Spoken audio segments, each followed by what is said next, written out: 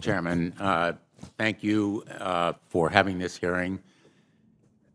We've heard from a lot of witnesses from you today and others previously about the very important potential of 5G technology. It promises to bring us a new era of connectivity with internet speeds as much as 5 times faster than what we have today with much lower latency, and that's all a good thing.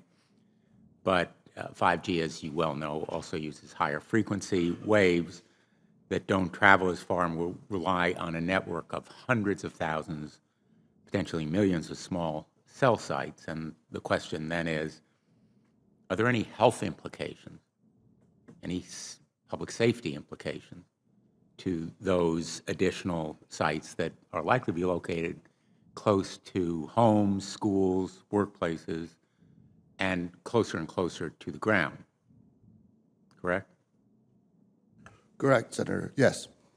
So in December of 2018, I sent a letter to FCC Commissioner Carr asking him to cite for me recent scientific studies demonstrating the safety of this technology. What research has been done, where has it been published and compiled. He has essentially failed to do so and just echoed the general statements of the FDA, which shares regulatory responsibility for cell phones with the FCC. If you go to the FDA website, pretty unsatisfactory. There basically is a cursory and superficial citation to existing scientific data saying, quote, the FDA has urged the cell phone industry to take a number of steps, including support additional research on possible biological effects of radio frequency fields for the type of signal emitted by cell phones. I believe that Americans deserve to know what the health effects are,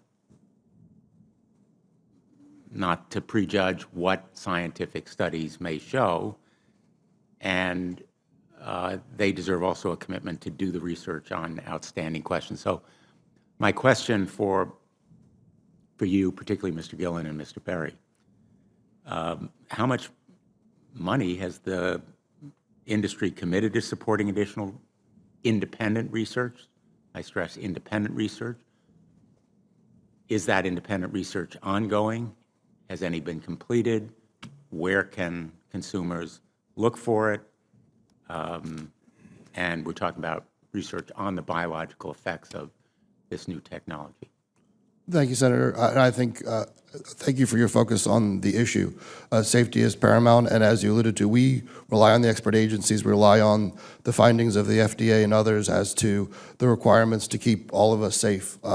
There are no industry-backed studies, to my knowledge right now. Happy to visit with you as to what opportunities you think there needs to be more studies, and we're always for more science.